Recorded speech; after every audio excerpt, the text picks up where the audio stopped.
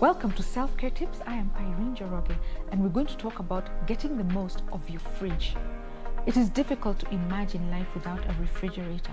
As one of the most important gadgets in the house, it is important to take care of yours in order to get as much as possible from it.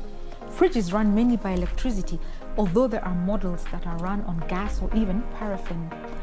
The use and care of your fridge ensure that you keep the temperature at a constant of 50 degrees Celsius. This is the minimum to keep food fresh while using electricity economically.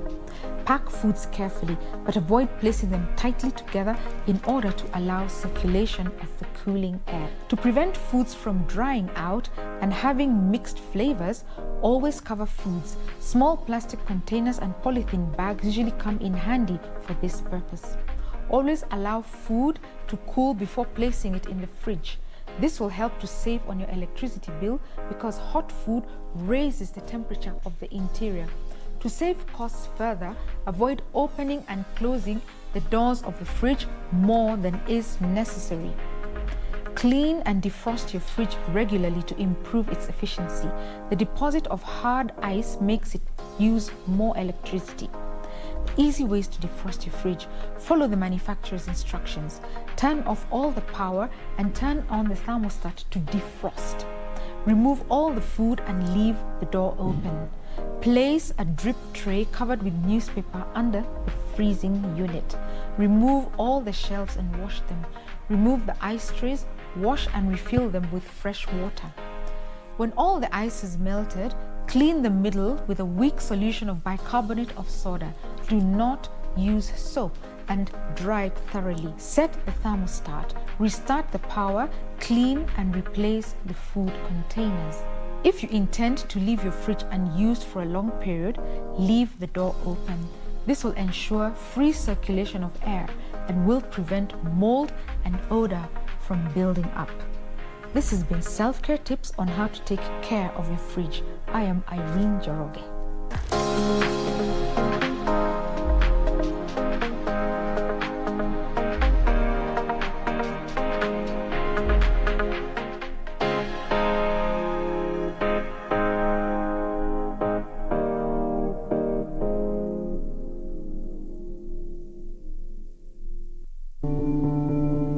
Tusirudi nyuma kwa mipaka na nchi kufungwa.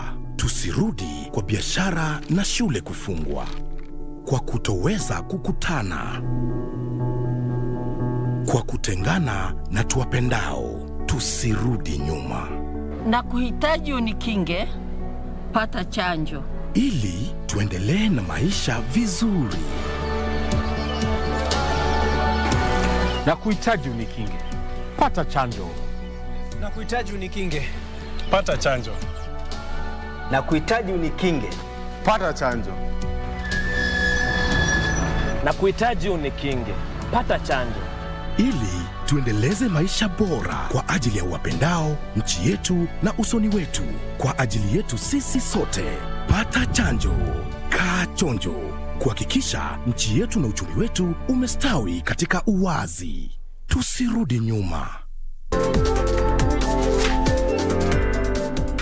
Despite the development of kitchenware, cookware using modern technology, the art of pottery is still gaining popularity.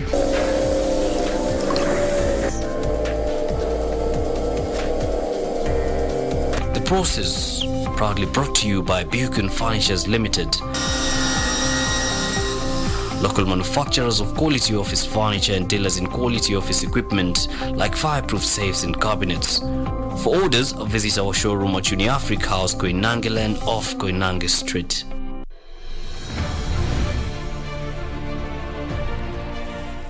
Miaka ya 80, mfumo wa 4K Club ulivuma sana katika shule za msingi na ukasaidia wanafunzi wengi kuwa na ujuzi na maarifa muhimu. Zamani imeonekana kama kwamba agriculture ama mambo ya kilimo ni kama mambo ambayo yanafanywa na watu ambao hawajasoma, lakini hiyo sio kweli. Hata hivyo vilikosa ladha na vikafifia. Kwa sasa Rais Uhuru Kenyatta amevifufua na kutoa agizo kuwa viwe katika kila shule kote nchini. Tazama KBC Channel 1 Ijumaa hii saa 2:30 ujionee jinsi wanafunzi wa shule tofauti nchini wanavyotekeleza baadhi ya miradi ya 4K Club na ile ya Young Farmers Club.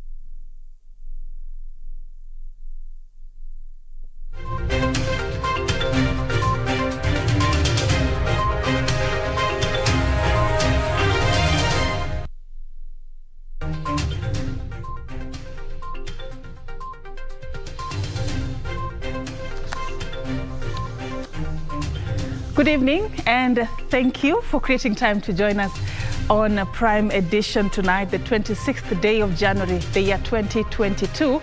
We got a comprehensive news bulletin lined up for you, including what happened today at the Senate as they were debating the political parties amendment bill. It was a busy day at the Senate, and just an update news just in. We'll be giving you more details about what emanated, plus the COVID-19 situation in the country as at today. We got details of that and much more contained in our comprehensive news bulletin that begins right now. But first, let me take you through the top stories.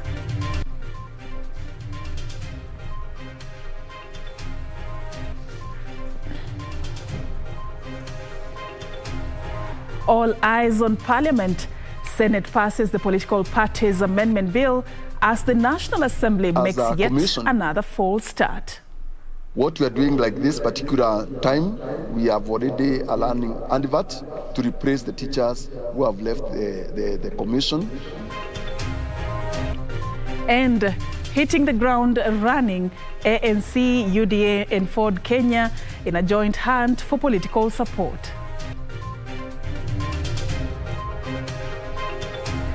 Hitting the ground running, UDA, ANC and Ford Kenya in a joint hunt for political support.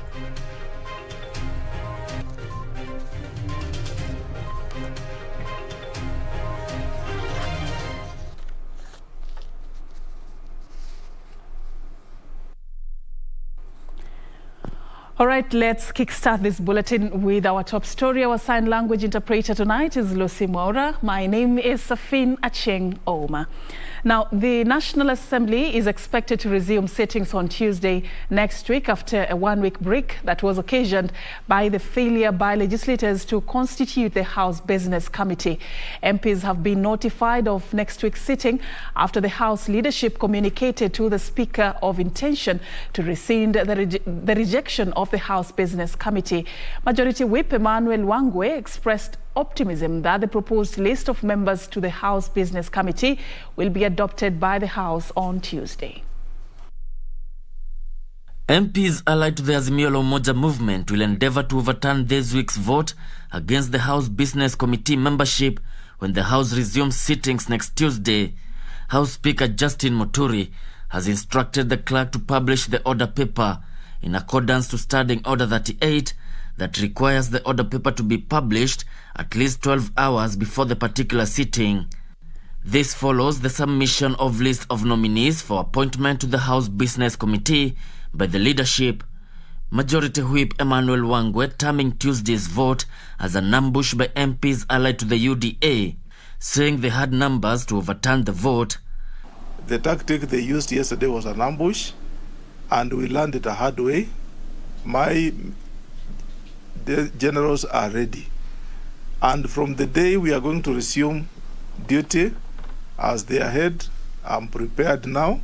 Now I know what is happening, what can happen, and I assure you that the government side is intact. We will not make that mistake again. And people think when Musalia has gone, he has gone with the lawyers. 28 MPs from National Assembly yesterday attended the State House meeting. The Luya Nation in the House has 43 members. Mathematically, 43 minus 28, the other side has only 15, with which again we are raiding another 4 very soon. Budget and Appropriations Committee Chairperson Kanini Kega criticized the move by UDA-allied MPs, saying they will not succeed in their motive. They laid an ambush on us yesterday, knowing that most of the members were upcountry, and it's a conspiracy that they did, and they should be called out. So we have the numbers to overturn that decision. They are now claiming that they won, and I asked myself, what did they win? Because there is absolutely nothing that they won. It is only that they are working against the interest of the Kenyan people. Among key businesses awaiting the House include consideration of budget policy statement, which outlines the government's expenditure plan for 2022-2023 financial year. Gishoki Washira, Prime Edition. All right, and some latest development. The Senate has passed the Political Parties Amendment Bill without making any changes. The formation of coalition agreement timelines and the registration of rebel political party members had formed the basis of discussion Wednesday as senators debated the contentious piece of legislation. The bill now heads to the President for assent. The Senate on Wednesday began the debate on the Political Parties Amendment Bill 2021 with 6 senators: Elgeyo Marakwet, Kipchumba Murkomen, Samson Cherargei of Nandi, Kitui Senator Enoch Wambua, Muranga Sirongo Kangata, and nominated Senators Petronila Were and Isaac Mwaura, further seeking to amend the bill with 31 clauses. I thought that it was unfortunate that these strict provisions are being brought in, but also being brought in closer to elections. If you remember, one of the most contentious issues that Curricular Commission raised was that don't change the rules too much close to the elections. Now the nominations are 3 months away, less than 3 months away, and you're putting these strict requirements for these political parties. What will happen, Madam Chair, is not just confusion will ensue, but also it will lead to a situation where the political parties will find themselves in so many petitions. You can tell that in the past, a month or even weeks to the general election, the winner is already is known at that time. So, Madam Chair, this amendment is straightforward, that we reduce the number of days from 90 to 30 or 1 month, so that there is sufficient time for parties to engage and allow the growth of democracy. Their proposal of deregistration of rebel members and coalition agreement timelines dominating the debate. I'm sure that any member who is affected by a decision of the political party's registrar and who is conscious of his rights, I am sure that that Gazette notice will not hit the Assembly or the Senate before an action is taken. Senators further took issue with the proposal to strengthen the office of the Registrar of Political Parties in overseeing party nominations, claiming the move would lead to micromanaging of political parties. Those aggrieved have hinted at heading to the courts to stop its implementation. For Prime Edition, I'm Gladys Mungai. Thank you, Gladys, for that report. Now, away from that to matters education, the Teachers Service Commission, TSC, has rolled out a program to replace teachers who left the service through attrition. TSC Chairperson Jamlek Muturu says priority will be given to areas with acute shortage of teachers. Purity Museo reports.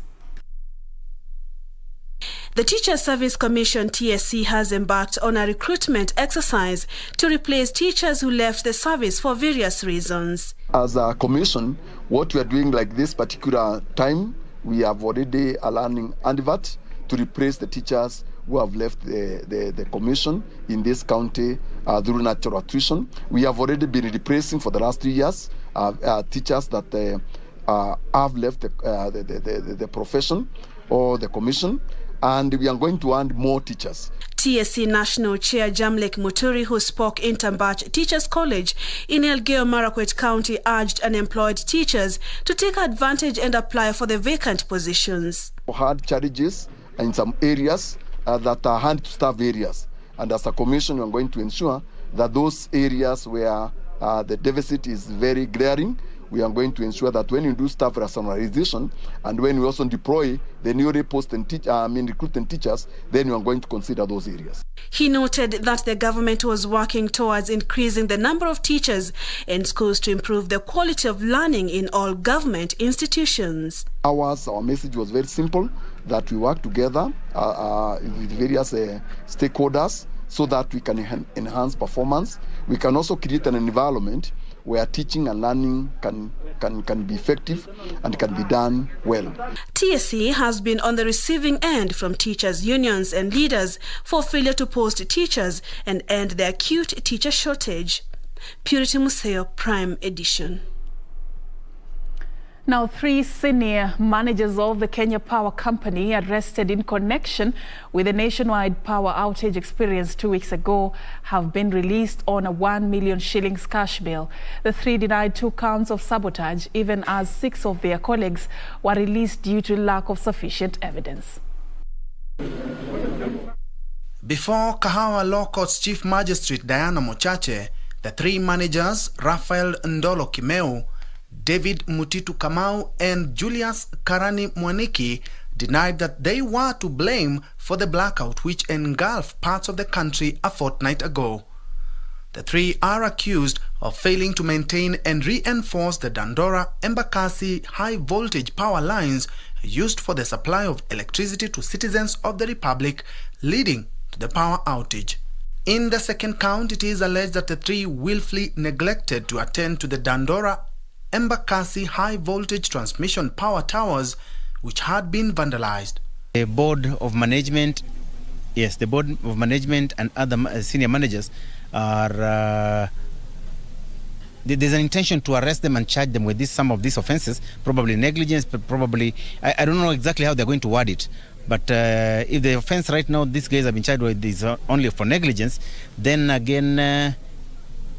Maybe they'll have to come up with the other charges, but then there's a certainty that they're going to arrest them and that this will be very soon. The case will be mentioned on 9th February. For Prime Edition, I'm Ben Troinjue. Now, the Independent Electoral and Boundaries Commission has attributed the low turnout in the ongoing enhanced voter registration exercise to lack of crucial documents such as identification cards among the youth. Speaking in Kisii, IEBC Commissioner Justice Nyang'aya said the county has a total of 13,000 uncollected national ID cards lying at various chiefs and assistant chiefs' offices. Nancy Okware with details on the voter registration situation across the county.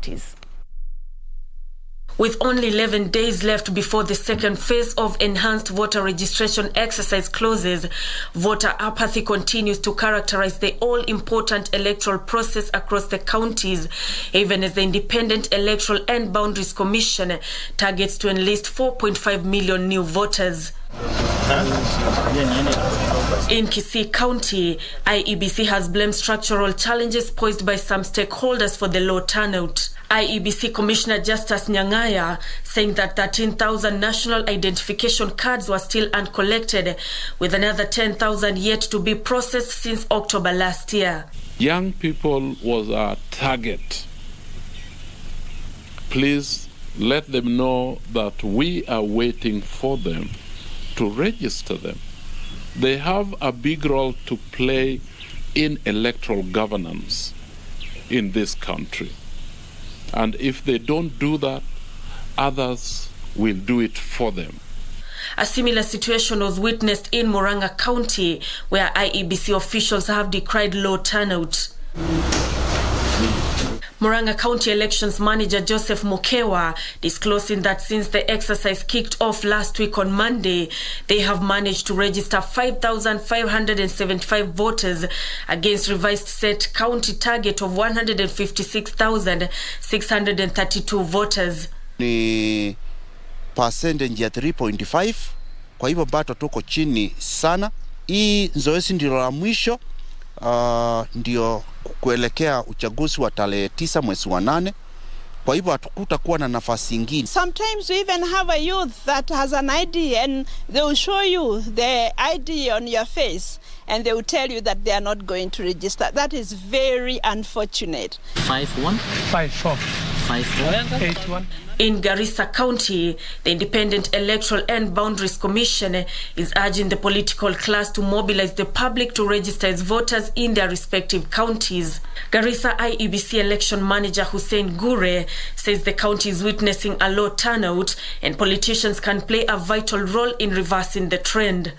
We are following the pastoralists to where they are.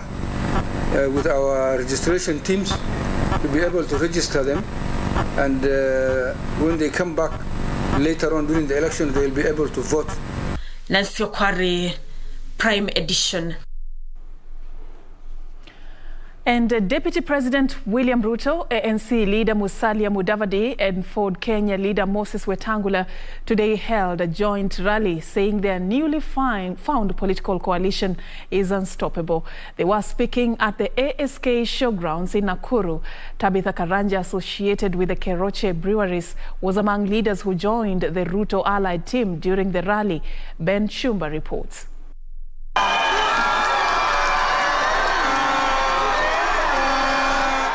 3 days after Deputy President William Ruto unveiled a political pact with ANC leader Musalia Mudavadi and Moses Wetangula's Ford Kenya,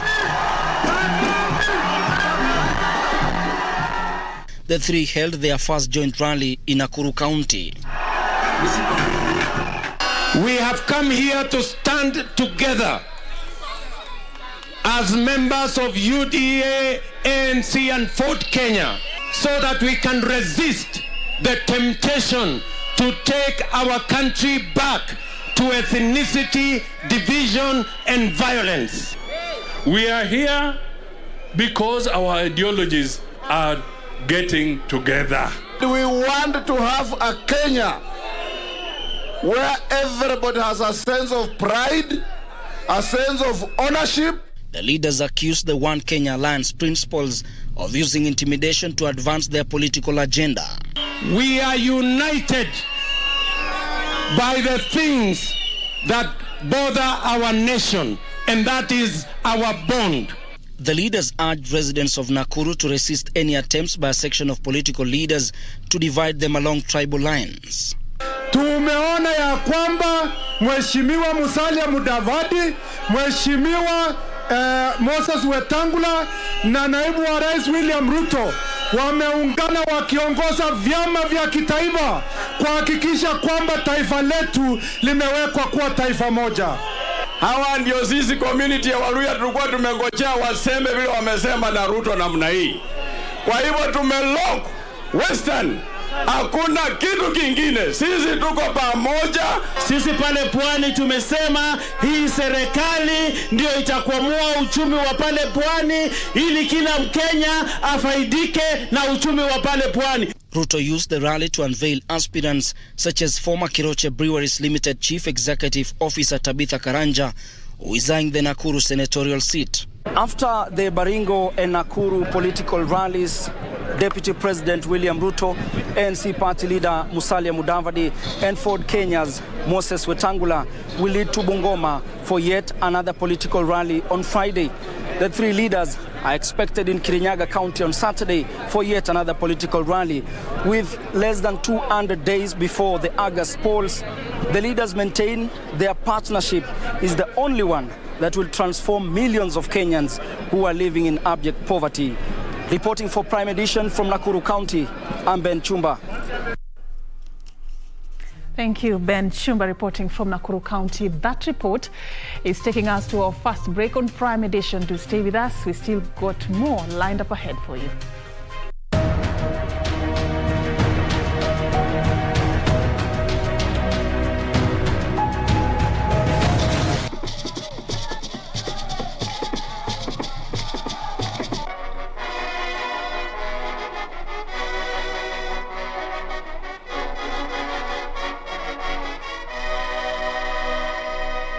Today, we shall witness the official opening of this magnificent building. It will be not only the tallest building in Nairobi, but also the most beautifully designed. It is now my great pleasure to declare the Kenyatta Conference Center to be officially open.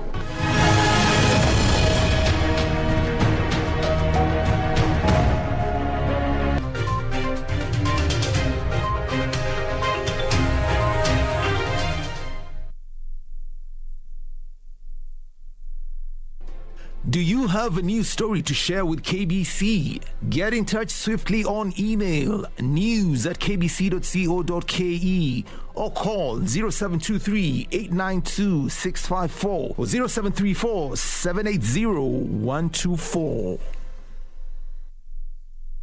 Buchan Furnitures Limited. We're local manufacturers of quality office furniture, dealers in quality office equipment like fireproof safes and cabinets. Our automated state-of-the-art factories at Henna House along Enterprise Road in Nairobi's industrial area. Our showroom is at Uniafric House, Koinange Lane off Koinange Street. We are passionate believers in locally manufactured goods.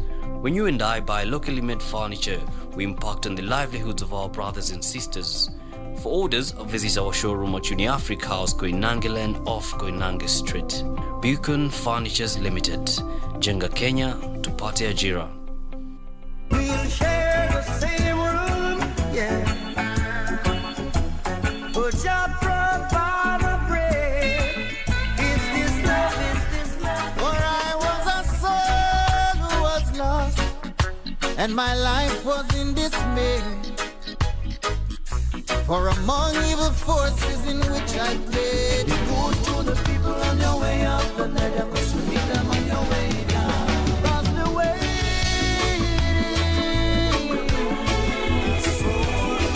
I'm losing all control. Girl, I can't fight this feeling. It feels so right. Champagne and candlelight. I feel good when you're wrapped up in my arms, dancing to a reggae song. Feel good, feel good.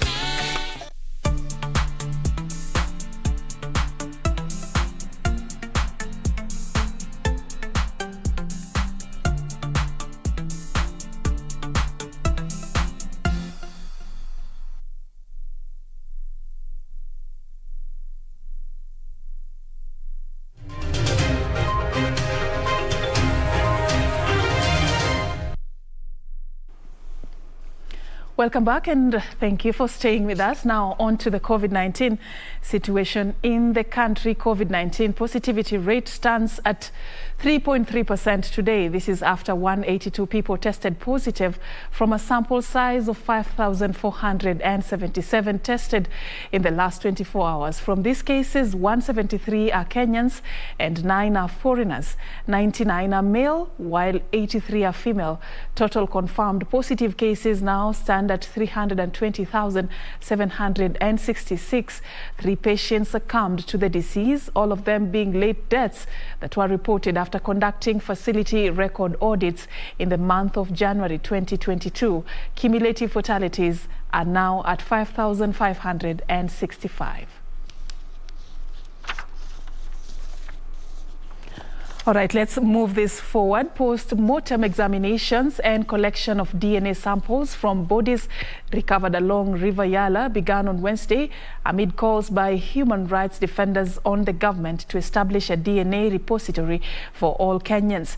This came hours after the affected families faulted the Directorate of Criminal Investigations for allegedly stopping them from picking bodies of their loved ones to await DNA testing. Timothy Kipnusu with details of this report.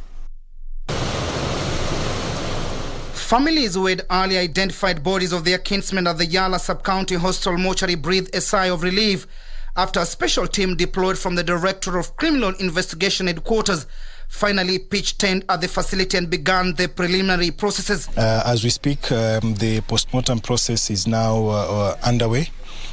Also, the process of collecting DNA has begun.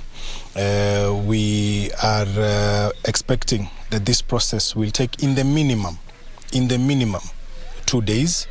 Speaking to journalists outside the mortuary, Naomi Cheptoo's brother Philemon Chepkwon's body is among those retrieved from the river. Expressed hope that the process will be hastened to enable them bury their kin. Tumeraukia hapa asubuhi. We came here very early in the morning. Jana tulikuja tukaambiwa turudi leo ndio wa collect samples za DNA na postmortem pia. So I came here with my sister and my 2 brothers. My bro wako huko ndani. They ndio wanangojea. One of them will give the sample, DNA sample. So tunangoja tu. We wish waharakishe. Mutiso Nzomo, who had also identified the body of his late brother Peter Mutuku, was equally relieved that the exercise had started. Tatizo wamechelewa, lakini kwa wakati huu wamefika, wako tayari. Kwa hivyo tuko hapo kama familia, tunasubiri pamoja na familia zile zingine ndio tujue DNA na postmortem itafika saa ngapi. Human rights activist led by Haki Africa Executive Director Khalid Hussein called on Parliament to come up with a law that will establish a DNA repository that will collect details of all Kenyans right from birth. So we are asking Kenyans to consider this, particularly the legislature, to consider introducing mandatory DNA testing at birth. That way we'll be able to assist and to hasten processes or to quicken processes such as these ones that we have to now undergo. Although we are also still seeing some challenges, like even the mortuary not being in a good state, to do this postmortem as quick as possible. Meanwhile, a section of Yala residents are calling for assurance from the government that river Yala waters are safe for human consumption. So when you hear there are bodies rotting there, do you really need to go there to do some small irrigation? You can't. So it has really affected us as a community. Timothy Kipnoso for Prime Edition. Really unfortunate. Our thoughts and prayers remain with the families that have lost their loved ones. Now let's take this forward. 24.8% of Kenyans are undernourished, with 25% of children under 5 years experiencing stunted growth. Speaking during the launch of the 2021 Global Hunger Index report, Welthungerhilfe Country Director Kelvin Shingles says conflict, climate change and the COVID-19 pandemic are to blame for Kenya's slow progress in the eradication of hunger. Over 2 million people are facing acute starvation in Kenya as the pangs of drought continue to bite certain parts of the country. Speaking during the launch of the 2021 Global Hunger Index report, Welthungerhilfe Country Director Kelvin Shingles termed conflict, climate change and COVID-19 pandemic as the biggest drivers of the food crisis. We're seeing 2-3 years of depressed or minimal rainfall supporting rejuvenation of grazeland, supporting agricultural production. And unfortunately, we're seeing now that the frequency of drought is on the increase due to climate change. Kenya scored 23.0 in the 2021 GHI report, which lists the country at position 87 out of 116 countries ranked. The report further indicated that 24.8% of Kenya's population is undernourished, while 25% of children under 5 years are stunted. Since the year 2000, the GHI score in Kenya has decreased by 13.7 points, which represents a percentage decrease of 37.3%. However, Kenya's GHI score trend shows that although the decline in the score is steady, it is falling at an increasing lower rate, meaning that progress in the fight against hunger is actually slowing. With the country almost entering the red zone in the hunger crisis, stakeholders are calling for sustainable solutions, which include building resilience among the affected communities. For us to, reverse that requires I will suggest something not less than a Marshall Plan to completely transform the northern part of Kenya that is a huge resources, but have been very much underserved, and little investments have been given to that region. So with the State Department of Social Protection, we are also implementing nutrition counseling, which is a top-up for the families who are receiving cash transfer. With the Ministry of Agriculture, I said we cannot talk about nutrition without food. There's a lot we are doing, including the 1 million kitchen garden initiative. In the past, we used to have what we call hunger safety net program. These used to work in Turkana County, Marsabit County, Wajir County, Mandera County. We have now increased those numbers to Tana River, Garissa, Isiolo, Samburu. So from 4 to 8, these has doubled. Talking about people changing their lifestyles from pastoralists having small farms to be able to grow the feed that they need for their livestock instead of moving around for that.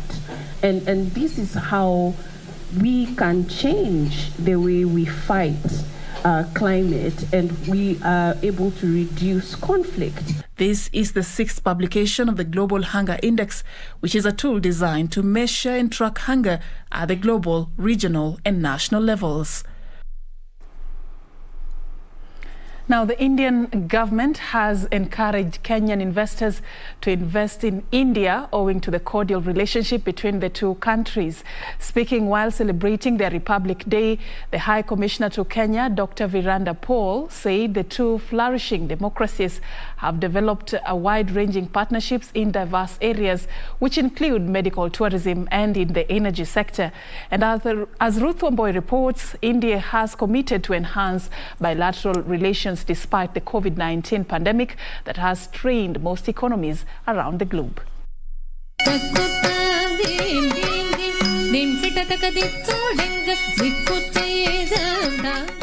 Songs and dances filled the air during commemoration of 73 years of India's independence.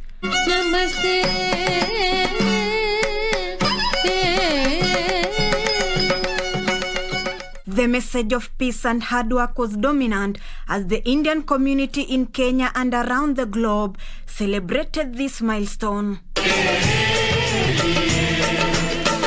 India's High Commissioner to Kenya taking the opportunity to rally investors to take advantage of the good bilateral ties the two nations enjoy. It has been consistently our effort to encourage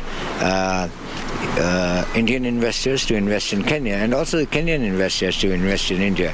And India has traditionally been a major investor in the Kenyan economy. And with the coronavirus pandemic that brought a global slowdown of unprecedented scale, disrupting supply chains and international trade, the High Commissioner said India was committed to strengthen the larger framework of post-COVID recovery. Supply chain architecture is going to be,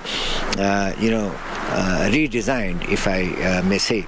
And this provides an opportunity for both Indian and Kenyan business communities to sit together and see how they can work together to make the fullest use of available opportunities. At the same time, new initiatives in the fields of energy and healthcare are underway, with medical tourism of Kenyan professionals to India being on top gear. We have already shown that the healthcare supply chains is an area where India has made a difference.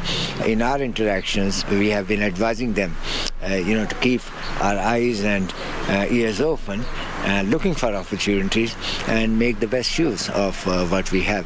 Ruth Wamboi for Prime Edition. Away from that, hundreds of sugarcane farmers from Mumias East Kakamega County held demonstrations on Wednesday to demand the withdrawal of a case currently in court, blocking the reopening of Mumias Sugar Company. Details of this and more stories from our county news wrap as filed by Brian Moendi. The agitated sugarcane farmers took to the streets of Shianda Market in Kakamega County, claiming they have waited for so long for the company to be back at its feet, but so far, nothing is fruitful. The farmers wondered why there are so many cases piling up in court about the company, yet none of them has been dispensed. Lazima wasimamisha mambo za kesi kotini, watu wetu wapande miwa, maisha iweze kubadilika, watu waweke chakula kwa meza, sivyo? Sisi hatutaki maendeleo ya mabarabara. Tunataka Mumias ndio pesa ikuwe katika circulation ya Mumias. Meanwhile, traders in Kitale now want the government to rethink its directive of banning the scrap metal, saying the move had adversely affected their business. Wakati hii order imetoka hii ya president ya kusimamisha scrap metal, imetuaffect sana. Ya kwanza, hatukuwa na time, tumetoa time ya kutoa stock yetu. Wengine wetu tuko na loan na tumefungua stock yote iko ndani. In the meantime, youth in Kakamega and Nyanza regions have been urged to support the government efforts in fight against violent extremism in the area. Youth Art Development and Entrepreneurship Network Senior Program Officer Harrison Okwatuche said they will indulge the local youth with the aim of changing their mindset. We can work together with the government to address the issues of violent extremism, particularly the drivers that make young people go into violent extremism, especially the issues of critical thinking among young people. So tunataka wakifika mtaani waweze kuongea na vijana wenzao. Brian Mwindi, Prime Edition. Now, on to our weekly feature, Cinemas and Theatre. Tonight, our reporter Jacqueline Masharia reviews the film Lame. Take a look.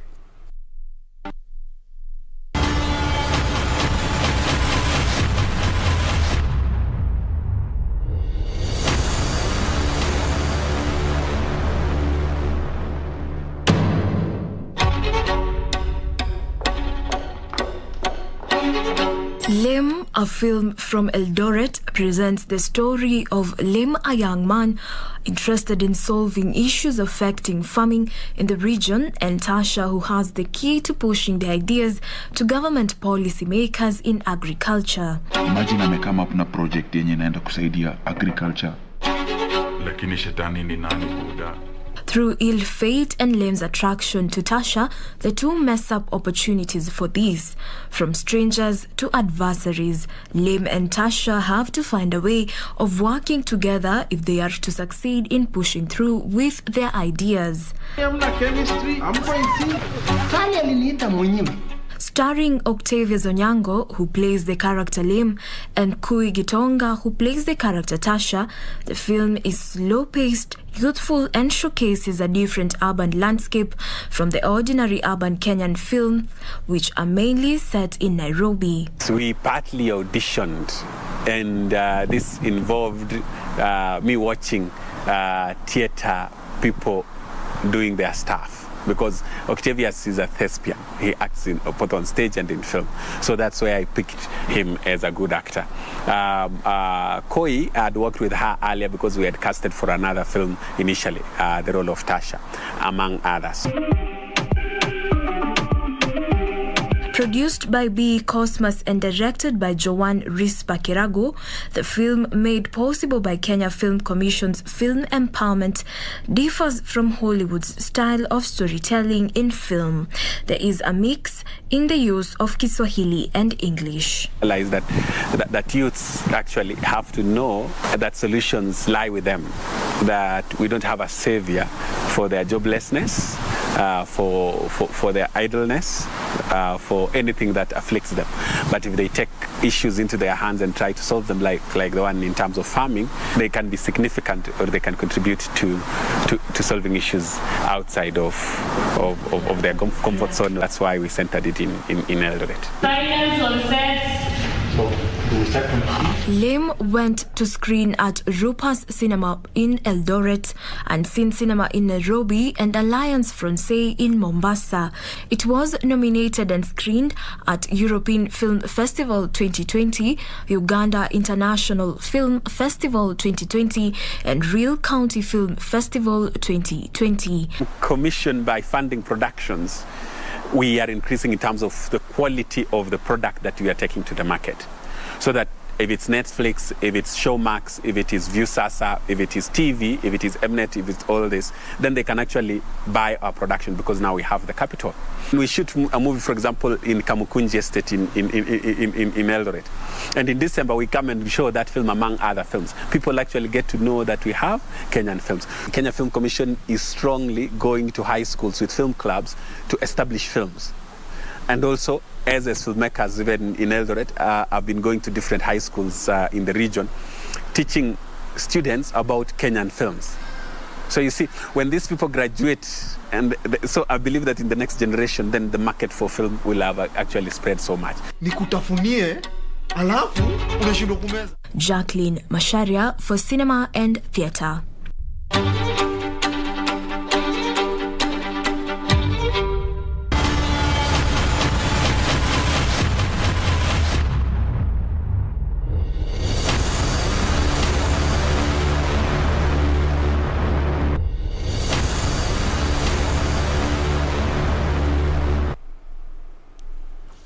All right, talking about supporting local talent. We do this each and every Wednesday right here on Prime Edition, on that weekly segment that we have introduced called Cinemas and Theatre.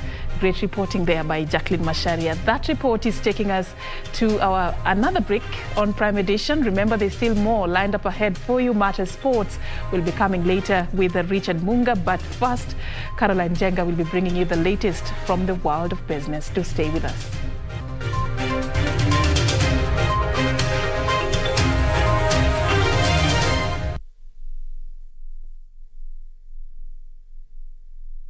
Ili kupata sikiza tune hii ya Bariki, mpiga simu bonyeza *811*963#.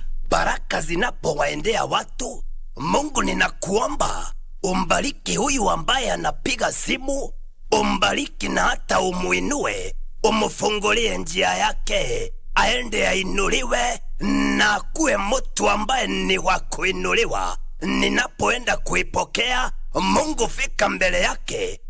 Ili kupata sikiza tune hiyo ya Bariki, mpiga simu bonyeza *811*963#, *811*963#.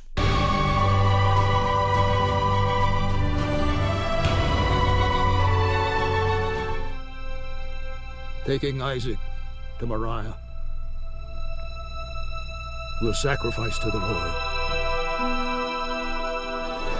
Father, why do we sacrifice? We sacrifice out of obedience. It's how we worship. My God!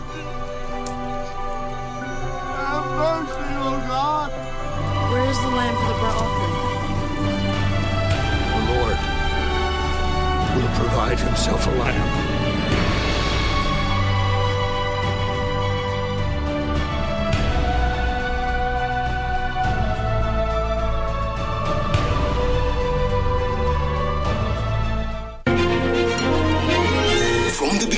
You were right there with us. And Kenya ceased to be a colony and became independent. As Kenya became a sports powerhouse. The man who won fame in the Commonwealth Games, the Kenyan policeman Kaino, an amazing runner. As the country's music thrived. Now it's time to take it to the next level.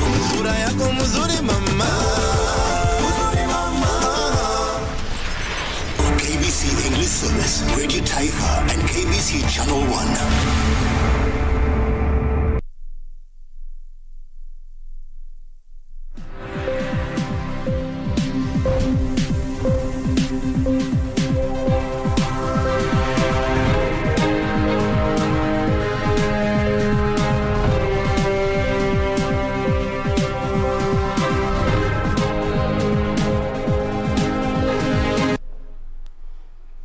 Welcome back, and I hope that you are doing well this Wednesday evening. we take a look at today's business. My name is Caroline Jenga. The Kenya Revenue Authority has lost more than $500 million shillings due to the border crossing row with Uganda that started this month. KRA says trade between Kenya and Uganda has significantly reduced by the neighboring imposed new regulations on COVID-19 tests and certificates. KRA is optimistic that normal operations at the border points would resume from tomorrow after the issues were resolved and more personnel deployed to clear the backlog. The Kenya Revenue Authority says the monthly collections at the Malaba and Busia border points have reduced from 1 billion shillings monthly to 600 million shillings since Uganda introduced a mandatory COVID-19 test for travelers from Kenya. Dropped to around 600 million per month.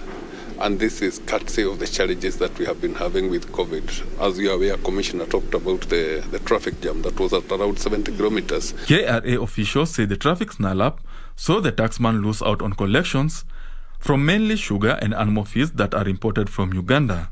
Most of the revenue we get from Uganda border is normally the ethanol that comes from Kakira and other sugar factories in that area. We are also getting a lot of other products like animal feeds from that area. However, KRA says the two drive-through scanners at Busia and Malaba border ports are in full operation and clearance of trucks headed to the neighboring country might be done by the end of today. A lot of work going there. We've deployed enough staff, both from our side and from our Ugandan counterparts. We are working closely with the Ugandan officials, the Commissioner of Customs. We talk daily to just see how can we unlock this tailwind. KRA is seeking to increase automation of border points to crack down on counterfeit products and increase revenue streams. The elimination of pre-shipment physical inspection by customs for exports. Exporters now process their export entries, cargo are scanned 100% with no physical intervention on arrival at the airport. We've worked a lot on our border control mechanism, ensuring that we have scanners across most of our entry points. So we have scanners at the Port of Mombasa, we have scanners at the JKA and Moi International Airport, Eldoret International Airport. Benson Rioba reporting for Prime Edition. Auditor General Nancy Gathongo is calling on Parliament to expedite debate on submitted performance audits to pave way for implementation of recommendations therein. Speaking during the launch of the 2021-2026 Office of the Auditor General's strategic plan, Gathongo decried delays and inadequate funding that are hampering effective service delivery by the Auditor General's office. In the 2017 to 2021 strategic plan for the Office of the Auditor General, inadequate funding and budgetary constraints are listed as operational risks. We are appealing to the government to move to a core basis of accounting. This is a critical move to the accountability process. It informs government decision-making from whole of government perspective. It will improve transparency in government financial performance, including full disclosure of pending bills, enhanced disclosure and management of public assets, and enhanced accountability and transparency in resource mobilization, allocation, reallocations, and utilization. Speaking during the launch of the 2021-2026 strategic plan, Auditor General Nancy Gathongo called on Parliament to expedite debate on submitted performance audits to pave way for implementation of recommendations, noting that delays were compromising the oversight mandate. Some of the reports have provided recommendations which, if implemented, would have mitigated against some of the current issues we are experiencing as a country. Section 20 of the Public Audit Act of 2015 requires that the accounting officer in the Office of the Auditor General submit the budget estimates to the Cabinet Secretary, National Treasury, for review and submission to the National Assembly, while Article 249 of the Constitution requires the involvement of Parliament to allocate adequate funds for the Auditor General to perform its functions. We have appealed for more funding, and I want to express hope that we will get resources with the intervention of critical players in the budgetary process in order to timely implement and meet our strategic objectives and deliver on our mandate effectively. The strategic plan also acknowledges 4 key expectations among Kenyans, which include providing assurance that public resources are accounted for and utilized for citizens' benefits, providing timely and user-friendly audit reports, making audit reports publicly available and easy to access, as well as focusing on audit areas that are of significant impact. Regina Manyara reporting for Prime Edition. Moving on, the central bank has retained the benchmark lending rate at 7%, as has been the case since April 2020, meaning the cost of credit will remain the same. Central Bank Governor Dr. Patrick Njoroge says that who chairs the Monetary Policy Committee, says the decision is informed by well-anchored inflation expectations and expectations of a continued robust economic performance. Policymakers of the central bank expect inflation to remain within the target range of 2.5% and 7.5%, helped by muted demand pressures and the government's measures to lower electricity tariffs and stabilize fuel prices. In addition, the policymakers acknowledged strong growth in exports that increased 11.1% in 2021 as compared to a growth of 3.2% in 2020. Exports of horticulture and manufactured goods increased by 18.9% and 33.4% respectively in 2021 when compared to 2020. Imports increased by 25.4% in 2021 compared to the decline of 12.4% in 2020, reflecting increased imports of oil and other intermediate goods.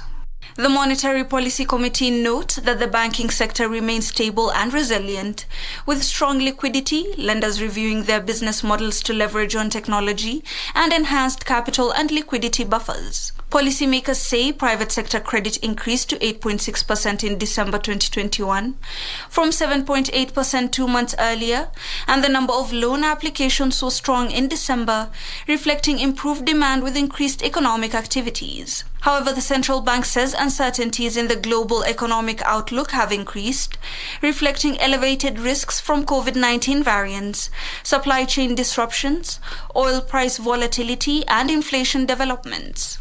The central bank, for the 12th time in a row, retained the benchmark lending rate at 7%. Reporting for Prime Edition, my name is Ibak Said. Well, and that is how we wrap up business news for tonight. Up next is a Forex market report, then the sports update. My name is Carol Jenga. Have a good night.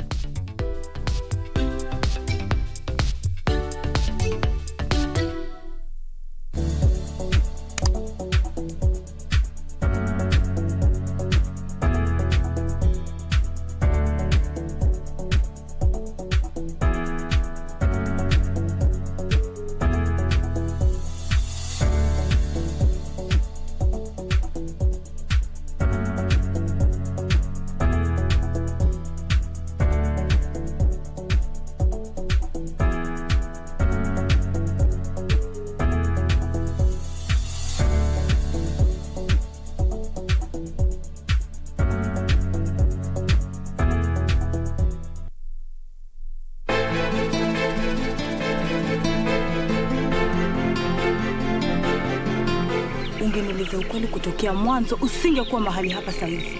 Kusema kweli hakuna la kufanya. Basi turudi kwa baba, labda atatusaidia. Umemuona ama umeota? Hakuna tofauti hapa. Siwezi kukubali huyo mtoto aishi hapa.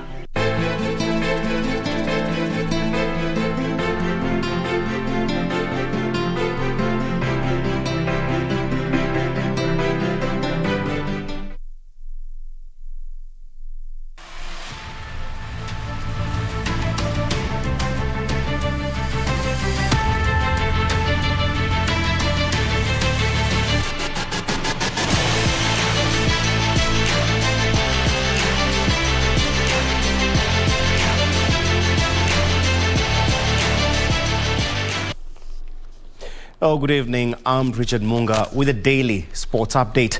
Now, Kenyan sprinter Ferdinand Omanyala and Olympic champion Faith Kipyegon were the best sports personalities of the year 2021, according to the Sawyer panel of judges.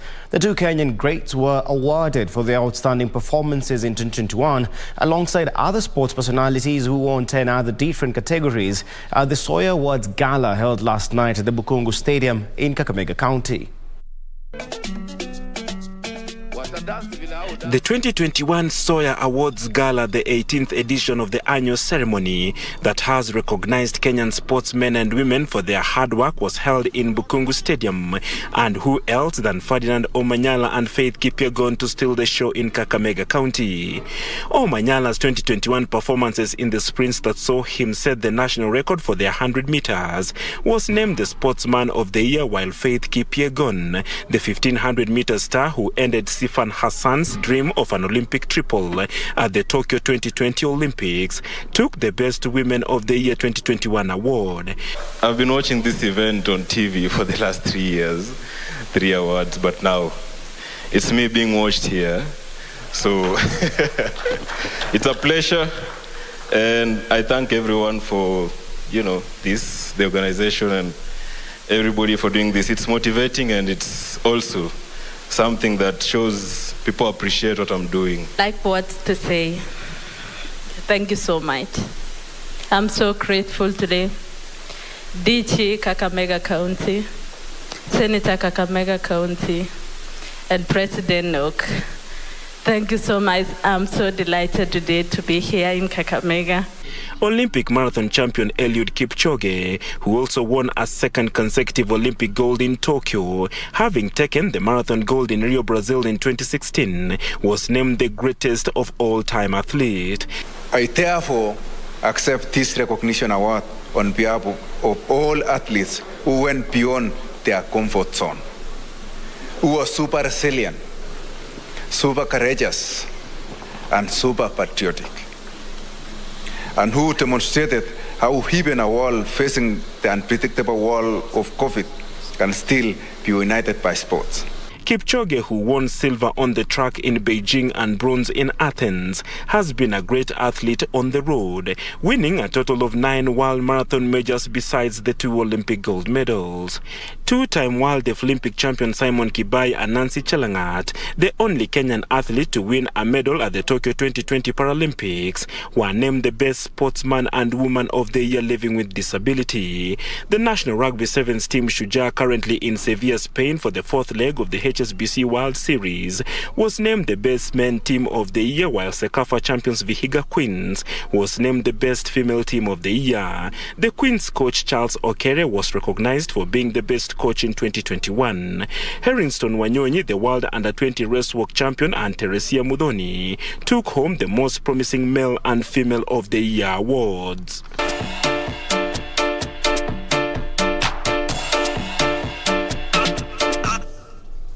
Meanwhile, Kenya Motorsport Federation Chairman Phineas Kimathi has thanked KBL for their support in this year's Kenya National Rally Championship after the brewing company signed on to be the official responsible drinking partner for the 2022 season.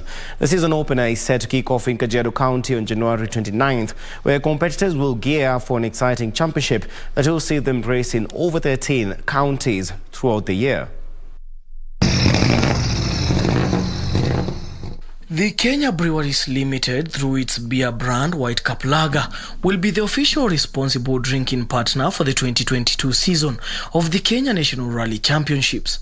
Speaking during the announcement of the partnership, East African Breweries Limited head of marketing Jean Okechnyawara noted that supporting motorsport was a strategic move as the company seeks to renew its commitment towards supporting sports in the country. We are very excited today as KBL to be announcing our partnership with the Kenya Motorsport Federation.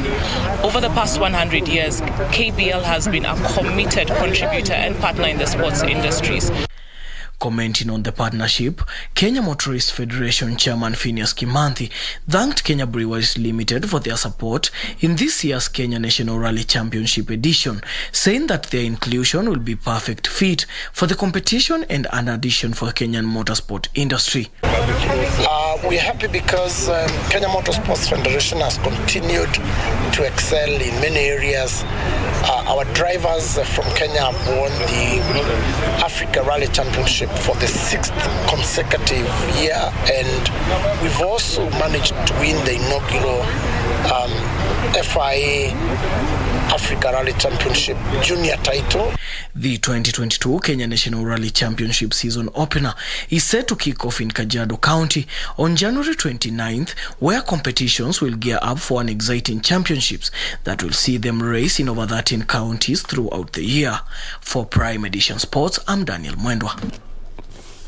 Well, thank you, Dan, for that report. And moving on to other matters now, golf enthusiasts will be allowed to attend the upcoming Magical Kenya Ladies Open, which will be held from the 10th till the 13th of February at Vipingo Ridge's 18-hole Baobab course in Kilifi County. This follows consultations with both Kenyan government and the Ladies European Tour, under which the Magical Kenya Ladies Open is organized. COVID-19 protocols that govern public events in Kenya will be strictly applied for the safety and health of fans and players. For example, only fully vaccinated spectators will be permitted to access the venue. The tournament is the Ladies European Tour, that is LET, season opener for the 2022 season, with preparations in top gear to successfully host the event, whose prize money is set at 38.8 Kenyan million shillings.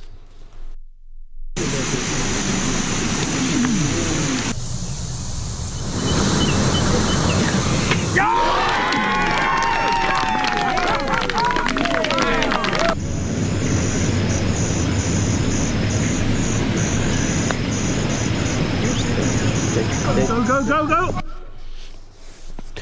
Now to other matters. Kenya's Angela Okutoi's dream debut came to an end earlier today after she lost out to Serbia's Lola Vladivojevic at the Australian Open Juniors Tournament. The African Under-18 champion exits the stage as the first Kenyan woman to make a maiden appearance in the third round in singles of any event at a Grand Slam event. Also, Stefanos Tsitsipas will take on familiar opponent in Daniil Medvedev in the semi-finals of this year's Australian Open after he beat Yannick Sinner in the quarters, while Medvedev emerged victorious against Felix Auger-Aliassime. Stefanos Tsitsipas wrapped up the opening set in 36 minutes and broke early in the second with a superb array of ground strokes.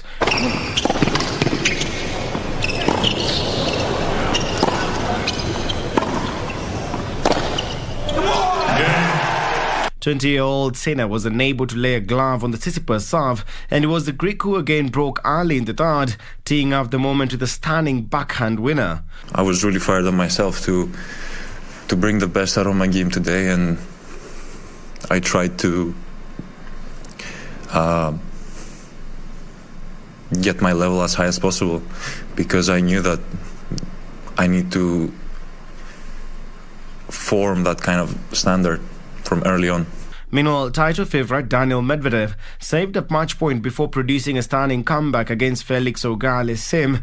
Medvedev eventually won 6-7, 4-7, 3-6, 7-6, 7-2, 7-5, 6-4, becoming the first player to fight back from 2 sets down in Melbourne this year. Player. We had a lot of matches already, a lot of tough ones. Few of them I won, few of them he won, and last year I managed to play pretty well. So I just hope that I'm gonna serve well and show my best tennis, and that's how we can have a good match. Tsitsipas was beaten by Medvedev in last year's semis, won 6-3, 6-4, 6-2, and now he has the opportunity to avenge that defeat and reach his first Australian Open final, where he will take on the winner between Rafael Nadal and Matteo Berrettini. Well, now, earlier today, we had 2 slots left in the quarterfinals of this year's Africa Cup of Nations tournament, but now it's only one. What happened? Ivory Coast was taking on Egypt, and after a goalless draw in regular time as well as extra time, the match went to penalties. After 4 successful penalties, United's Eric Bailly steps up to the spot, misses his spot kick, after which Mohamed Salah of Liverpool steps up and gives Egypt a 5-4 win on post-match penalties, which means there's only one slot left before the quarterfinals, and that will be decided, or rather is being decided currently, with the match pitting Mali against Equatorial Guinea having kicked off in the last 1 minute. For what happens next, be sure to stay tuned into KBC's subsequent bulletins for all the updates as well as the highlights. I'm Richard Munga. That's all we had for Sports Tonight, but don't go too far. Serfine Achieng is on the other side of the studio. Have a good night. Thank you, Richard Munga. And after the sports, it's now time for some nice reggae music. The rave is coming up next. That means our time is up. My name is Serfine Achieng, and our sign language interpreter has been Lucy Maura. Have a good night and God bless.